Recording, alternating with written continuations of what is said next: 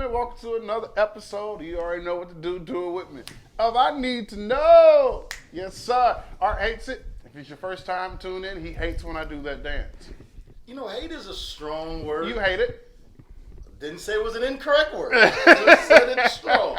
But, you know, it is what it is, but it's cool. All right, we have Arthur on the show today. We do. And not you, but... You know what? Just a little backstory. I used to get that a lot. When Yeah. people would spell my name, I'm like, I haven't written a thing. Yeah, that's So, a good idea. You might want to learn how to spell it. You know what I mean? But hey, it is what it is. But I'm excited because, like you said, he has published a book and he's a member of my fraternity. So I'm sure we'll probably talk about that. But we'll go ahead and bring him out. Educator and entrepreneur. Please welcome to the show, ladies and gentlemen, Mr. Keith. Thank you. I like Keith because he came to the show prepared. I came prepared, He man. did. Prepared. You know, Hemingway Yeah. was known. Yeah. He would write from 4:30 in the morning to about 9. Yeah. That he sipped the rest of the day. Oh, okay. It ain't nothing wrong with that. Ain't nothing wrong with Sounds like a that. good life to Ain't me. Yes, nothing wrong. indeed. Well, Yeah. can we talk about what you're sipping? Oh, yes, absolutely. You know, we kept it clear tonight. Okay. Outside the book, I had the wonderful opportunity of being involved with Plush Vodka. Yeah. And I see you got it on the shelf up here. Absolutely. So, All you over the know, place. all over the place. You Yeah. got the short daddies, as we call them. The You short know, daddies, The short yeah. daddies. And then we got the, no, man, it's a wonderful product. The product is expanding, by Yeah. the way. It's in other states now. We just signed another major distribution deal in the state of California. So look for it at a store near you, a major Absolutely. location near you. Absolutely. That's awesome. So Absolutely. we feel good about that. You are the bartender on the show. Yes, so. So if you don't Yes, mind, we would like a little glass absolutely. of whatever. Is this a little Merlot? What do we have here, gentlemen? Cabernet? It's a cab for sure. Don't ask me where I got it from because I never remember. You know, I buy wine when I see it because I know I'm gonna drink it. Yeah. And then Right. we just kind of move on from there. Yeah. So, Good. but I like these pours. That I do like. Man, We a like bartender, if I want my tip, Yeah, we like I heavy got hands. to pour heavy. Let's get a cheers. Cheers. You know, appreciate it. And thank you all so much. Conversation Absolutely. and Cheers thanks to for you. coming out. Cheers to Cheers, you. fellas. Cheers to you. Hey, we got to talk about the 5 pillars, though. Yeah. It's not easy being an author. It's not easy putting a book together. So let's just ask the question, what made you want to go this route of writing 5 pillars? That's a great story. Little backdrop. 2010, I lost my father. Cool. I hate cancer to this day. The C word, we don't get along, right? definitely. So, you know, I went through a period, gentlemen, where I was just not feeling it. I just wasn't there. But you just kind of pick yourself up, you keep going. But I was realizing during this time, the nation, as we know it, has been declining. Yep. It's been a slope, and let's be honest and candid about it. Last 4 years, we've seen a tremendous decrease Yeah. in character, Yeah. in integrity that I talk about, Yeah. in courage that I talk about. Yeah. So it's kind of been bubbling on the inside of me, you know what I mean, percolating. Yeah. And so a good friend of ours, Cedric Crawford, I was on his show, you know, Mr. Make It Great, Cedric Crawford. Mm-hmm. And we had been having some conversation, and the brother said, Keith, you know, you've been talking about society and your book, but brother, I ain't seen it. It takes time. He said, but brother, you've been talking about it. Either you're gonna be about it or you're gonna do it, right? Yeah. Then another mutual friend of ours, Ed Clark, kind of said the same thing to me, you know. So now, you know, I got a little bit of an ego. And Ed always talking. And Ed always talking, Always. always talking. Ed always talking. So I said, you know what, Keith, we got to do it. And well, what happened was our pastor, he was like, you know, I feel like 2020 is kind of a year of creativity for people. And then gentlemen, COVID hit. So I couldn't go to the university. I couldn't. We were all stuck in the house. Right. So literally, I was getting up at 4:30 in the morning, and it just started coming, Art. Some mornings I could write from 4:30 in the morning to 6, 2-3 paragraphs. And some mornings, 4:30 in the morning, I look up, it's 2 o'clock in the afternoon. And it just started coming. And I got to thinking about, what did my dad teach me? And I look at the world, he taught me integrity. But then I look on the news, not there, right? Taught me about being perseverance, you know, hanging on in there when it gets rough, when it gets tough. Decency, just being a decent person. Now, this book is not about being a pious or a sinless person, because we all fallible human beings, right? But what we're talking about is if you see somebody drop a $20 bill at the bar, person next to you, you know it's not yours. Yeah. What you supposed to do? Give it back. Yeah. Give it back. That's good. That's your character. That's character. I'm seeing an erosion. Yeah. You know, unfortunately now we've got to the spot in our country where it's the 11th commandment. Thou shalt not get caught. Right? I don't remember that one. Right? Yeah. But if you I was notice, just about to ask, did you make that up? oh, yeah, that's one of mine. Yeah. Okay. I don't remember that You one. know, and I noticed, you know, it's all these situational ethics and things of that nature. But because we've kind of gotten that way as a country, we've seen a slip down a slope. So I just started writing about it. And then at the same time, we were dealing with Aubrey, the brother in Atlanta, Georgia, and then, you know, George Floyd. My editor said, you got to talk about that. Yeah. So I started talking about courage, Yeah. to do the right thing because it's the right thing to do. And then the final one, I give an homage to my mom. It's called Sacrifice. Yeah. You know, it takes sacrifice. Yeah. And all of this is undergirded by faith. Because you don't know if just doing the right thing is it going to pay off for you. Yeah. You just know I just got to do the right thing because. Yeah. And that's what the text is about. Man. Yeah. Let's see that. That's what the text is about. And real quick, where can they get the book? Right now, you know, the major Amazon and Audible. Okay. My brother did the Audible version of it. So if you're working out and you want to, you know, get the Audible copy, I think it's $6.08 for the Audible ebook. Download it. Man, I'm pleased with the project. You know, it's scary though because I'm putting myself out there. You know, even right now I go, oh, I could have said that differently. But Yeah. you know what? It said what it needed to say for those that needed to read it at that time. If that makes any sense, what It's I'm meant saying. for who it's meant for. Yes, there you go. It's There meant you for who go. It's meant for. Now, I was going to ask, can someone get a signed copy? Yes, they can. Okay, how would they do that? Just reach me at Keith W. at 5pillars.biz. Now, one question I had, and I think you briefly touched on it and I appreciate you taking us kind of through your journey on what information is in the book. Right. But maybe for anyone that has thought about writing a book or, you know, thought about putting some, you know, words on paper, what is probably the biggest obstacle you had to overcome as you were writing it? Great question. Fear and trying to be perfect. Anybody that wants to write a book, your first pass through is going to suck. Okay? It's going to suck. Just embrace the suck. That's why we have editors. That's why we have proofreaders. And don't try to write the perfect sentence every time you start typing. Just let it flow. Because you would get paralysis analysis. Oh, I didn't sound. You would spend more time editing sentence one than writing the book, right?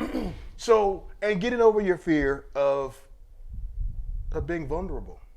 I talk about a lot of my personal life in here. I talk about the fact I didn't know my dad was what's the word I'm looking for? He was illiterate. But he persevered and put 3 kids through college, right?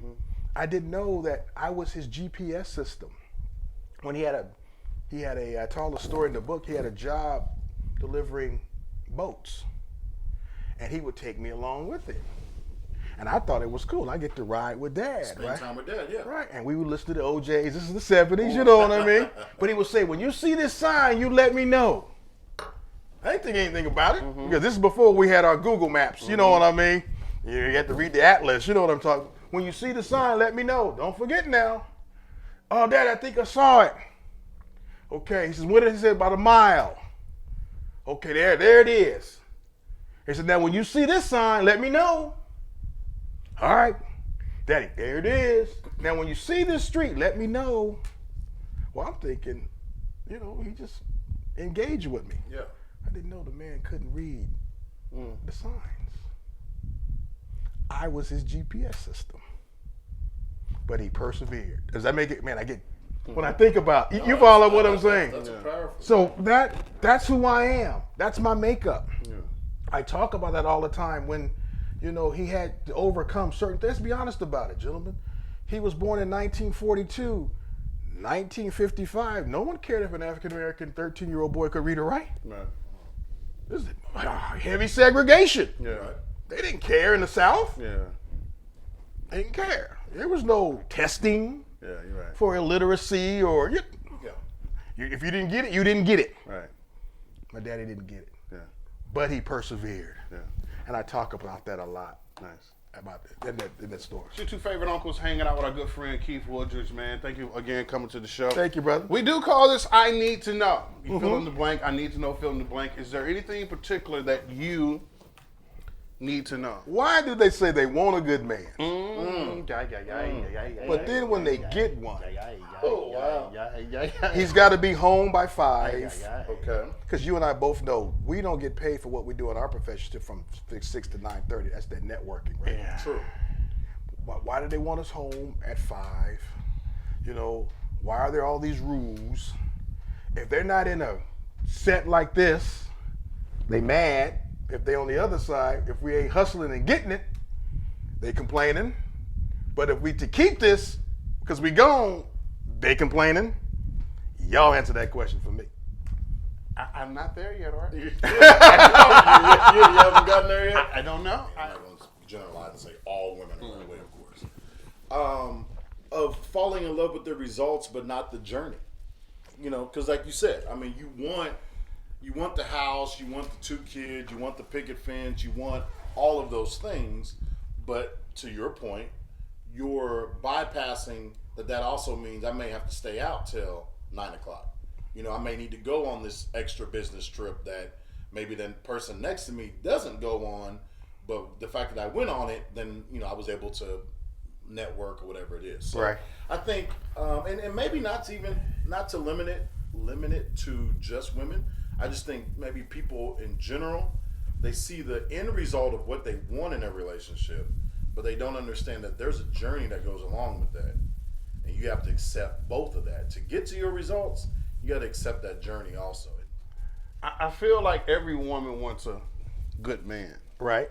But what's a good man to her? That's define a good man. I think that's so What's subjective to each person. I mean, because Let's talk background. Okay. Did you grow up with a father I did. in your home? Right? I did. As a woman. So did you get to see that role model? So that Okay. that could be a good man to her. You're not comparing to my role model. Examples, right? Yeah. The You're not, example, You're right? not comparing to my brothers or my dad or even my mom who set some type of male example. Right. That could upbringing. I just had this conversation with a friend. I said I don't care what you say, and it's not until recently I've learned how important to have that upbringing conversation with friends and somebody you're trying to be with, because you need to know what the upbringing and the Ain't that background the truth? is like, so you know how to handle them. I tell my daughters, I have 4 beautiful daughters. you want to give them a shout out? Yes, Daddy says hello. But to your point, Yeah. I'm asking, take a look at them Negroes. Yeah. See how your boyfriend, how his dad treats his mama. Because that's going to most likely be the example on how he's going to treat you. Yeah. So that's what I'm saying. That's what most women are probably going off of is I want a good man, and we have to keep in mind, Art speaks on it all the time. Those first couple months are all lovey-dovey, Gucci, just fine, going on trips together, all cuddled up. You want to go to everybody's house parties together, go to all the family. You boot up. As a song, You you boot boot up. And then like Great song. I got me a good man. Boot up. Your family start liking them supposedly, and then here come the red flags. Now this is a vice versa thing as well, because it could be the same for us as men, taking a lady to the household, Right. family events and friends events, and then all of a sudden she started moving and acting different. So Right. it's really what you will, one, put up with, and 2, what are you really looking? What is a good man to you? But can a single parent teach the opposite sex how to, look for positives in that, or how to be that? Now, what I mean is, if I am a single mom Right. with a son, As the bartender. father's not, in the picture. Right. Can I teach my son how to be a good man? How to treat a woman, because some people say, yes, you can, no, you can't. Thank you. If I'm a single dad, with a daughter. Can I teach that daughter how to be a woman? How to be an upstanding and how to hold herself? Can a single parent do that, or do they need those role models of brother, uncle? I think you got to have them role models. I think it's a both and. Okay. The reason why I can say both and, I look at my auntie. Kenny, what's happening, baby? Terrell, what's up? Those are my cousins, right? Yeah. Auntie did a great job with them boys. I love my uncles, but they weren't there, right? The way Terrell loves his wife and his boys, oh my God. You follow the way Kenny loves his boys? Auntie had to instill something, right? You follow what I'm saying? Mm-hmm. And then I'm sure my cousins had to go out and find. My dad was a role model for my cousins. You follow what I'm saying? So you draw back. So I think it's a both, that you have good home training, good morals, good values at home. If a mom is teaching a young man to be a man, but also there has to be other cats like ourselves. Yeah. Mama can't teach him how to shave. Yeah. Mama can't do certain things. You know what I mean? But if he can go somewhere and say, bruh, what is this about? If that makes any sense, what I'm saying. So I think the answer to that question is both and. Well, now that you put it that way, I agree, because you can learn. Let's just say I grew up in a single parent home. I didn't, but let's just say I did, and I grew up with my mom. You learn how to respect and treat a woman. So that's something that's taught, or you gradually grow to do. But in the sense of when I said I think you most definitely need those role models, is going back to Unc coming in at the right time, teaching how to shave, cut your own hair maybe, or fix a tire. Or it's not saying that women don't know how to do that, because women out here that know how to do it better than men. That's exactly right. Right.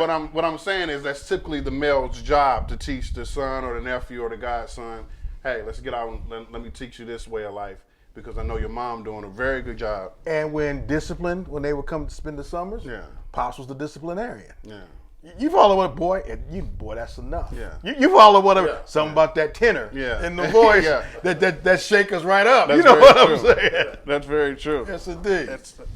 So that's why I got with it. No, I agree with both of you, man. I think ultimately, for me, because I do know a lot of single mothers with daughters and or sons. I think it is a combination, because I think the education part of growing up, that's parenting. Right. So, that's, yes, no, right, wrong, those sort of things. I think you can teach those things as a responsible parent. Yeah. I think the examples don't necessarily replace what that mom is teaching her son.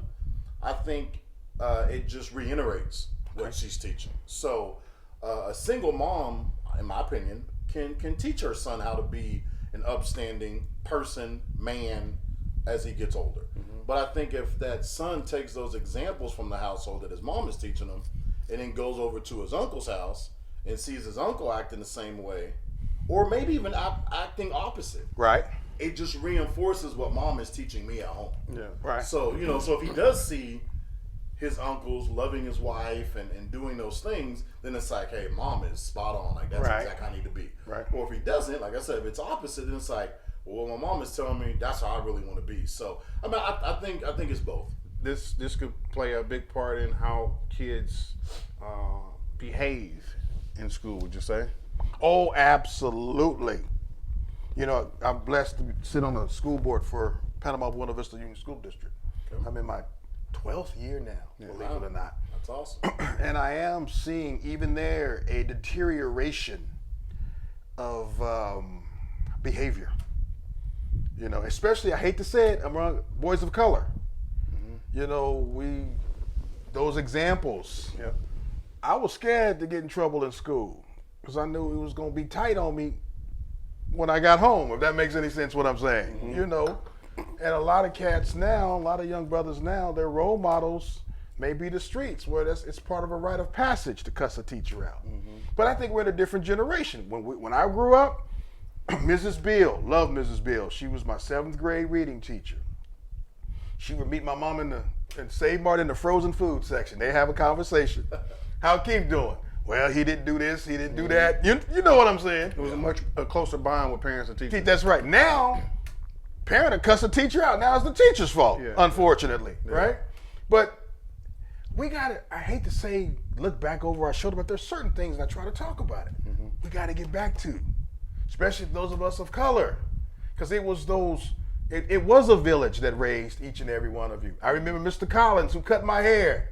All right, boy, you go to school, you whoop. You follow what I'm saying. He wasn't in the house, but you listen to that voice. Yeah. You know, and in the school systems, I think we need more guys like yourselves that are in there. I'm not saying you got to take a kid to every basketball game or football game, but just say, yo, young brother, how you doing today? It's just somebody letting somebody know that you love them, that you care for them, that you're paying attention goes a long way. Is there things, because I know it's hard to get the youth of today, I don't like to call them kids, the youth of today, to adapt to, like, because growing up we used to have lock-ins and conventions we can go to, or little teen summits that we can go to, or is any of that stuff going on?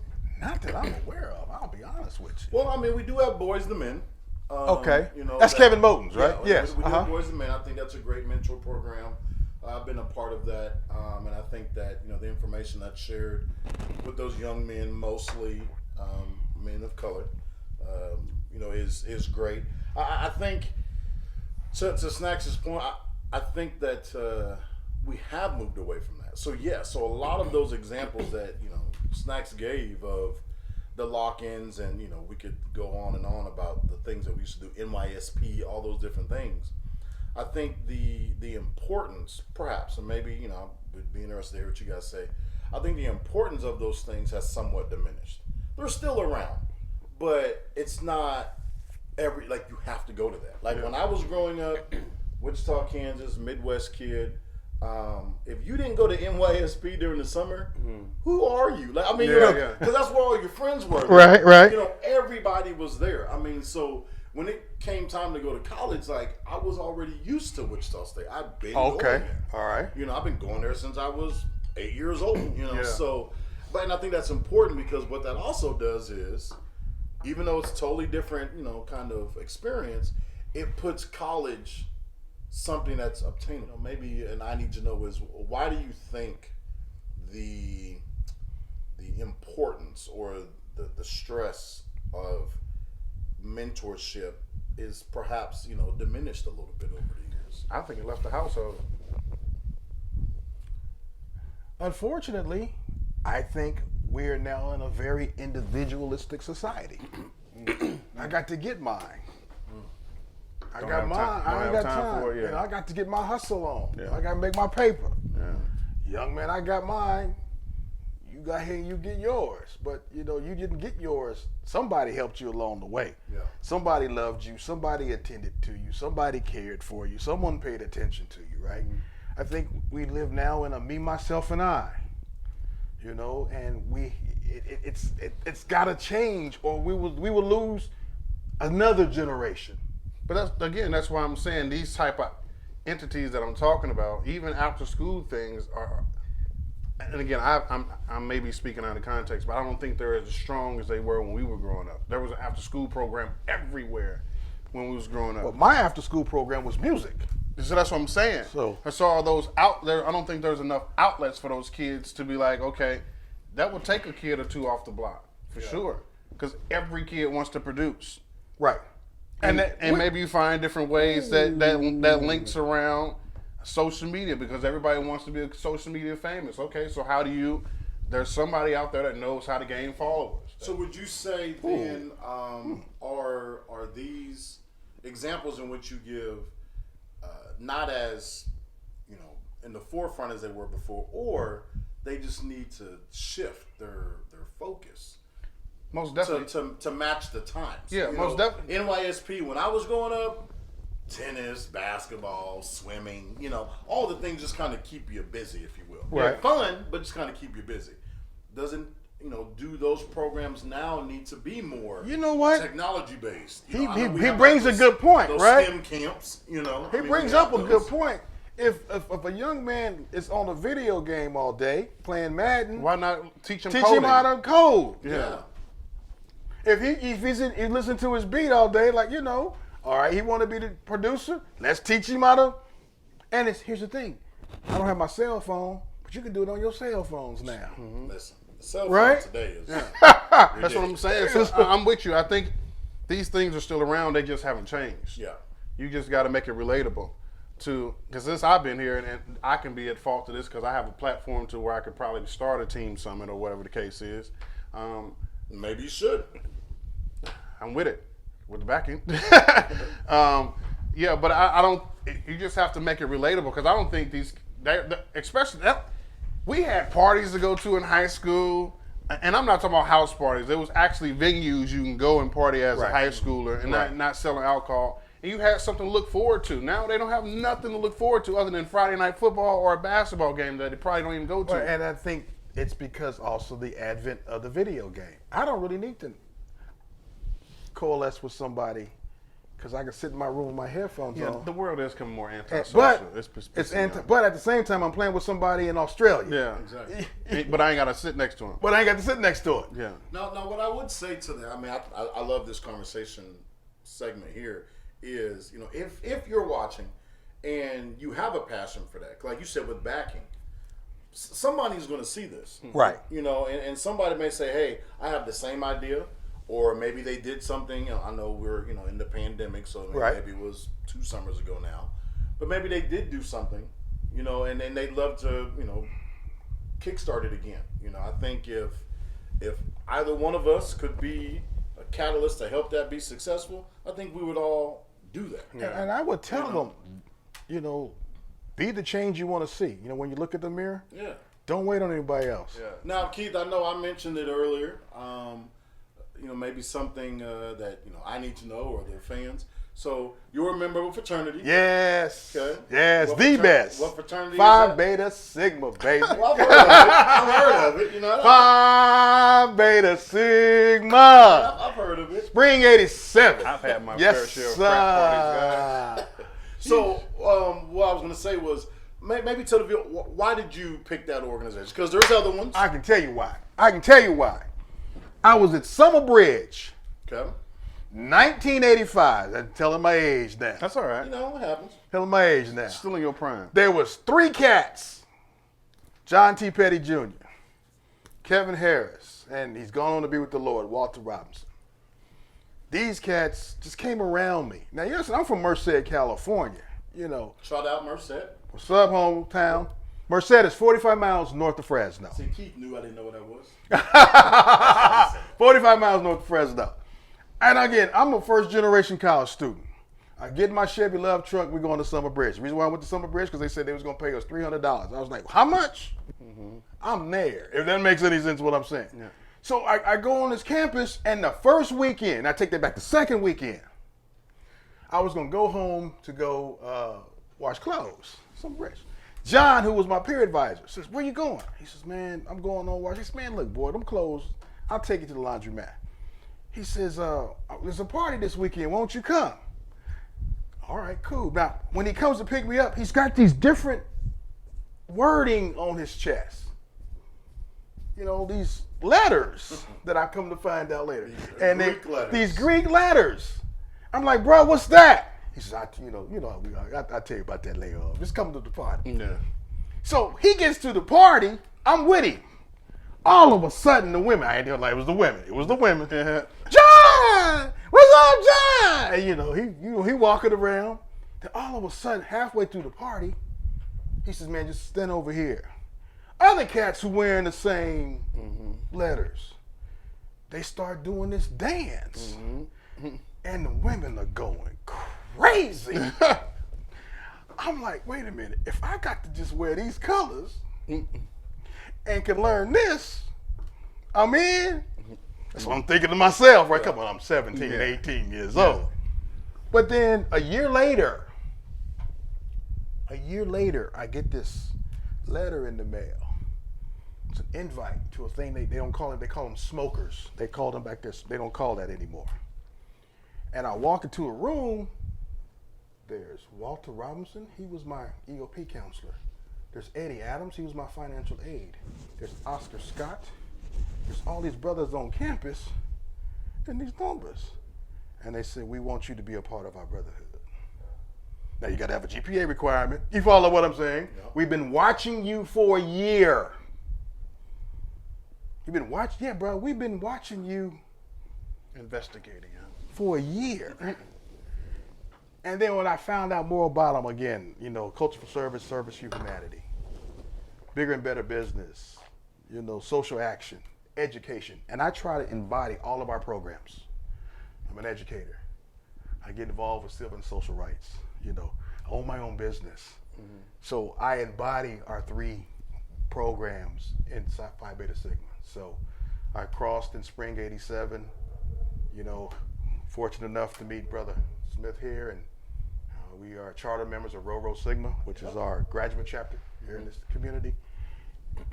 It was just something about the brotherhood. It was just something about models coming around me. When we would be 18, 19, 20 years old and we all had to study, brothers would forget the partying. We were working. And I'm Gamma Xi chapter, Fresno State. You know, we would say, we party hard because we work hard. Briefly, I'll ask both of you, and this is just the interviewer in me, and this is the radio in me. Because I don't think, one, I always say, not enough students go off to school. But what is the importance of being in a fraternity and or sorority? Because I feel like there's so much networking that you can get out of being in a I fraternity. can answer that and question. so many students that's not in the fraternity or sorority look upon it like, that's something. Now, when But I'm it's so much 17, 18, 19, yeah, man, I was partying with my fraternity brothers. Yeah. You know what really pays off now? At 51, 52, when I can call this brother and I need a video done. You follow what I'm saying?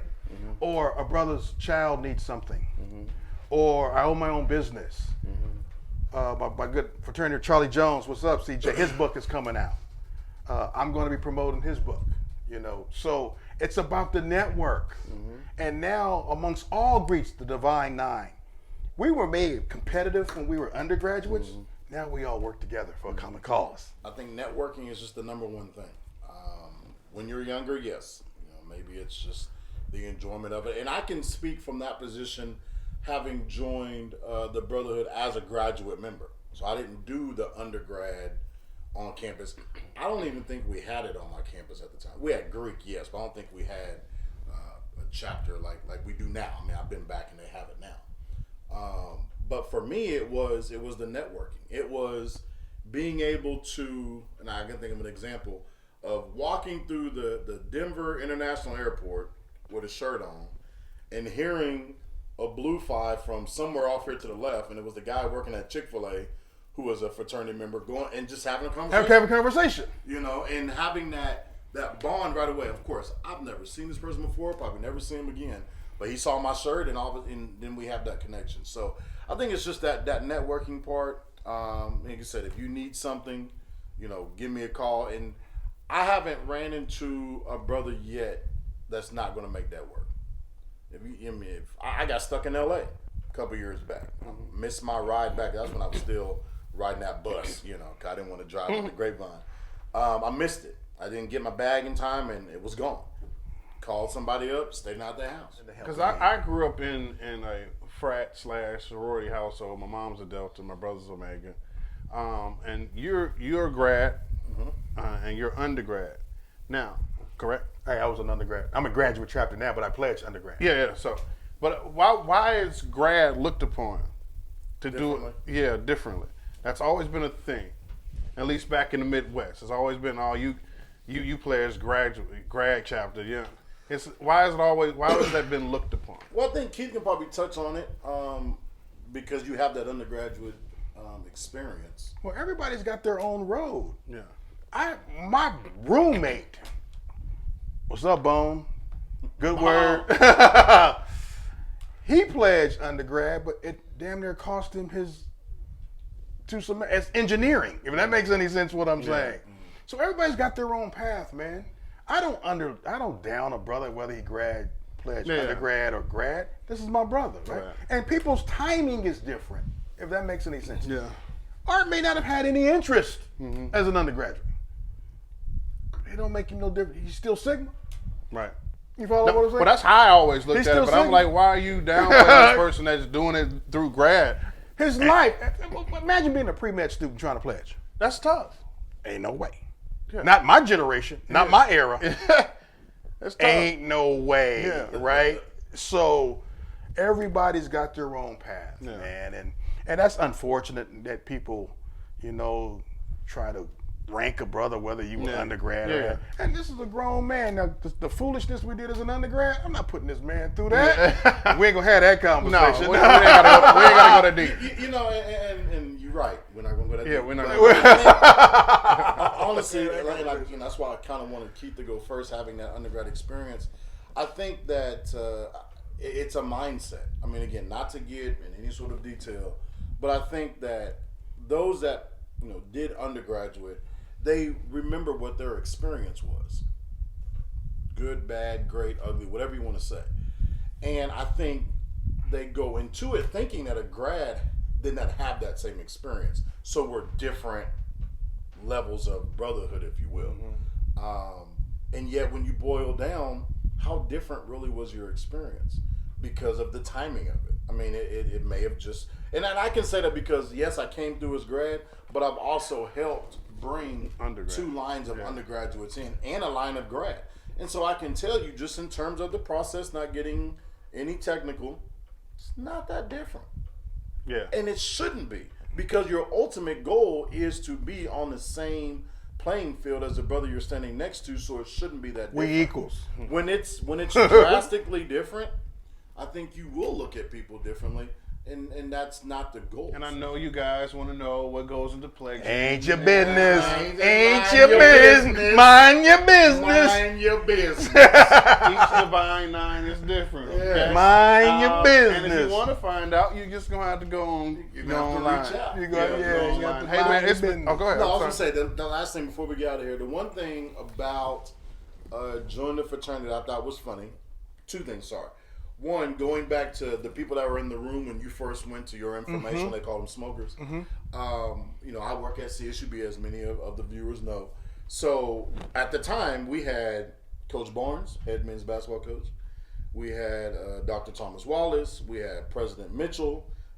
We had Pastor Contrell. Like, all these people on campus were all Sigmas. I had no idea. No idea. What I always think about myself was when I was kind of coming into my process, a couple of the guys in Rover Sigma, I think Eddie and Juan, they came to campus looking for me because they wanted to meet me.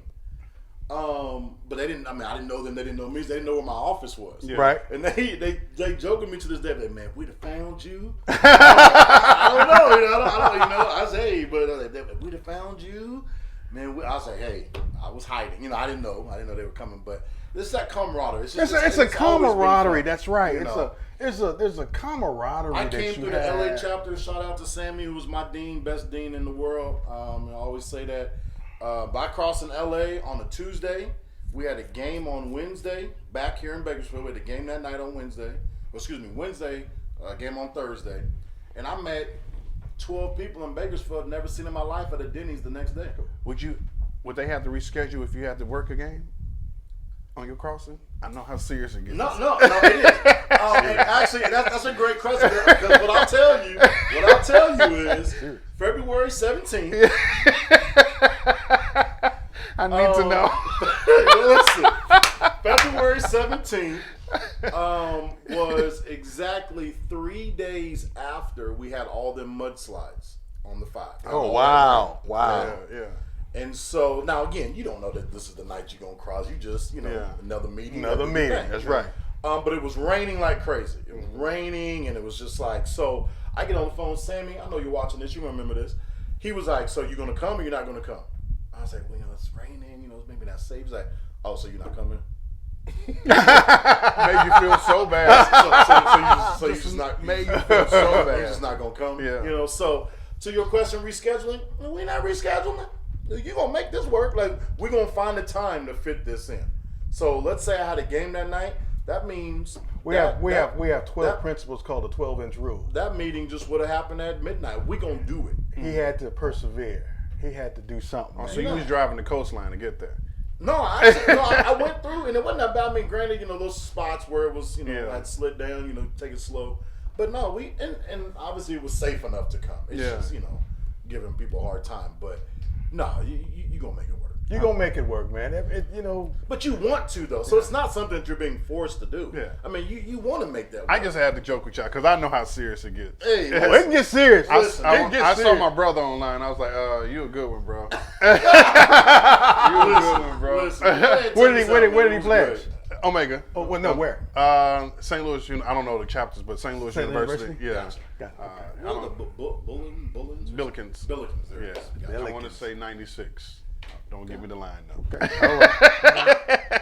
Well, we respect him as a Greek. Yeah, Keith, man, it's been fun. Man, Man, it's been good, Yeah, brothers. man, I Thank you appreciate so you, much, Yeah, man. I hope you had fun with it. Oh, I had a ball. Yeah. I had a ball. So before we do get out of here, though, tell people again where they can get the book. Amazon.com. Okay. Amazon.com. Again, Keith Woolridge, 5 Pillars. The e-book, tough book, the hard copy, or the Audible. Okay, yeah. And reach me at keithw@5pillars.biz if you want to get a signed copy. Guys, thank you. That's all we got. Thank See you you. next time.